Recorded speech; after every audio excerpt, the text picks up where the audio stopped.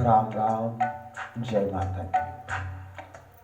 आओ आपको आज एक कहानी सुनाते हैं। कहानी के माध्यम से हम कुछ समझने का प्रयत्न करेंगे। बहुत से लोग कहते हैं कि लोग हमारी कद्र नहीं करते हैं, लोग हमारी इज्जत नहीं करते हैं। एक दिन एक व्यक्ति एक संत के पास जाता है। संत को प्रणाम करके कहता है, बाबा, लोग हमारी इज्जत नहीं करते हैं, मेरा सम्मान नहीं करते, मेरी कद्र नहीं करते, मेरी लोग कीमत ही नहीं समझते हैं। बाबा, मैं आपके इतने दिनों से सत्संग में रोज आता हूँ, लेकिन आज तक हमें अपनी कीमत पता नहीं चली। बाबा, आज हमें बताइए कि हमारी कीमत क्या है। बाबा कहते हैं, ठीक है बच्चा, उसके पहले आपको हमारा एक काम करना पड़ेगा। उस व्यक्ति ने कहा, ठीक है बाबा। तो बाबा ने अपनी झोली से एक चमकीला सा पत्थर निकाला और उस व्यक्ति को पकड़ाते हुए कहा, देखो, बाजार जाइए और इसका मूल्य पता करके आइए, लेकिन ध्यान रहे इसको बेचना नहीं है। वो व्यक्ति उस पत्थर को लेकर के चला। सबसे पहले उसको एक सब्जी वाला मिलता है। सब्जी वाले को वो पत्थर देते हुए कहता है कि भाई, ये पत्थर आप कितने का ले लेंगे और इसके बदले में हमको क्या दे देंगे। सब्जी वाले ने पत्थर को हाथ में लिया, इधर उधर घुमाया, उसको देखा और सब्जी वाला कहने लगा कि भाई, मैं इस पत्थर का आपको 1 किलो आलू दे सकता हूँ। और मन में सोचने लगा, पत्थर बड़ा चमकीला है, अच्छा लग रहा है, घर में बच्चों के खेलने के काम में आएगा। व्यक्ति ने कहा, ठीक है भैया, ये पत्थर मेरा वापिस कर दो, ये हमें नहीं बेचना है। वहां से पत्थर लेकर के वो आगे बढ़ा। एक कपड़े की दुकान पे जाता है।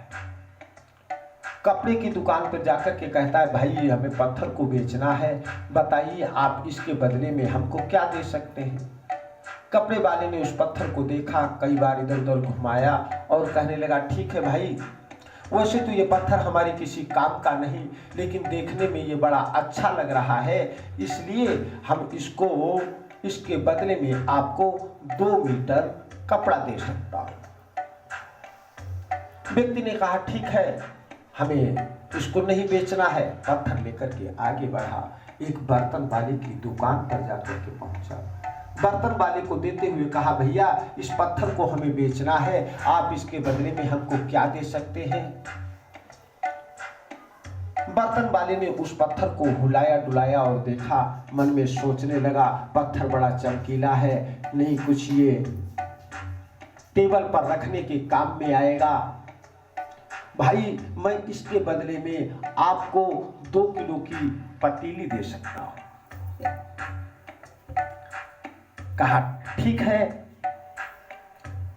लेकिन इसको अभी हमें बेचना नहीं है। आगे चला, एक सोनार की दुकान पर जाकर के पहुंचा। सोनार को उसने वही पत्थर दिया, भैया, इस पत्थर को हमें बेचना है, आप इसके बदले में हमको क्या दे सकते हैं।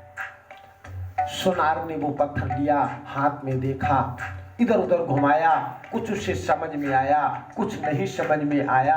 उसने कहा, देखो भाई, पत्थर तो ये ठीक ठाक है, चमकीला है, अच्छा भी लग रहा है, इसके बदले में हम तुमको 500 रुपए दे सकते हैं।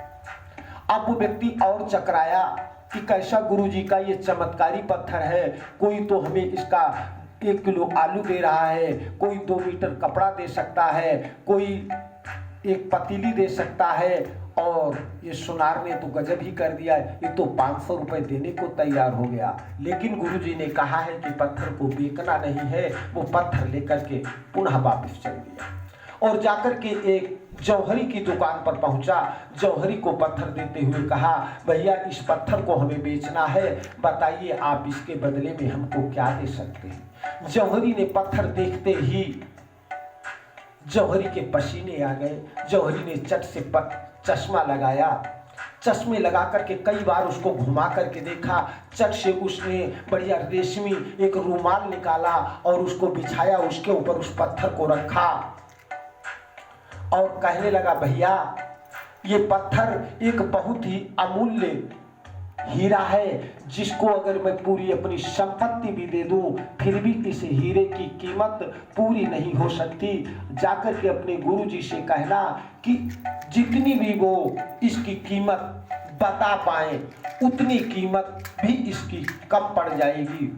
अब तो वो व्यक्ति और चकराया, कहा ठीक है। पत्थर वापिस लेकर के गुरु के पास अपने आया और गुरुजी को पत्थर देते हुए हाथ में कहा, गुरुजी ये तो बड़ा ही अचंभा है, बड़ा ही इस पत्थर में कोई जादू है कि जितने लोगों ने इसको देखा हर व्यक्ति अलग अलग से इसकी कीमत लगा रहा था। मैं आलू वाले के पास लेकर के गया तो एक किलो आलू दे रहा था, मैं बर्तन वाले के पास लेकर के गया तो 2 किलो की पतीली दे रहा था, मैं कपड़े वाले के पास लेकर के गया तो वो 2 मीटर कपड़ा दे रहा था, अरे जब मैं सुनार के पास लेकर के गया तो वो 500 रुपए दे रहा था। लेकिन गुरुजी अचंभा तो हमें तब हुआ जब मैं जौहरी के पास लेकर के गया।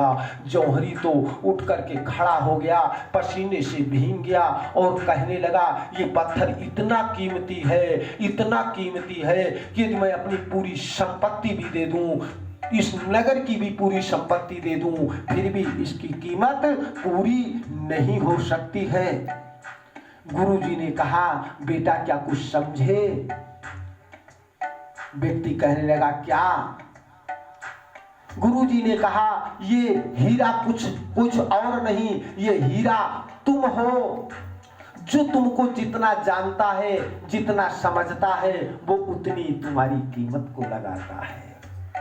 जो व्यक्ति तुमको जितना जान सकता है, कितना समझ सकता है, वो उतनी ही तुम्हारी इज्जत करेगा, उतनी ही सम्मान करेगा।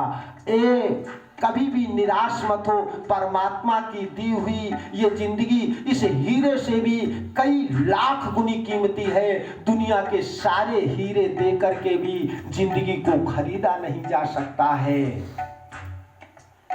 लेकिन अब कौन तुम्हारी इज्जत करता है, कौन अपमान करता है? जो तुमको जितना समझता है वो उतनी तुम्हारी इज्जत करता है, उतनी तुम्हारी कद्र करता है। इसलिए कभी मत घबराओ कि कौन तुम्हारी इज्जत करता है, कौन तुम्हारा सम्मान करता है और कौन तुम्हारा अपमान करता है, कौन तुम्हारी बुराई कर रहा है। इस बात से खुश रहिए कि जो व्यक्ति तुम्हारी प्रशंसा कर रहा है वो तुम्हें वैसा समझता है और जो तुम्हारी बुराई कर रहा है वो तुमको वैसा समझता है। उसकी सोच के कारण व्यक्ति आपको अच्छा या बुरा मान सकता है। कोई भी व्यक्ति हर व्यक्ति के लिए अच्छा नहीं बन सकता है और कोई व्यक्ति हर व्यक्ति के लिए बुरा नहीं बन सकता है। जो व्यक्ति जिस तरीके का होता है सामने वाला उसको वैसा ही दिखाई पड़ता है। समझे? ये जीवन अमूल्य है, जो तुमको जैसा समझे वैसा समझने दो। जय श्री राधे, जय श्री राम।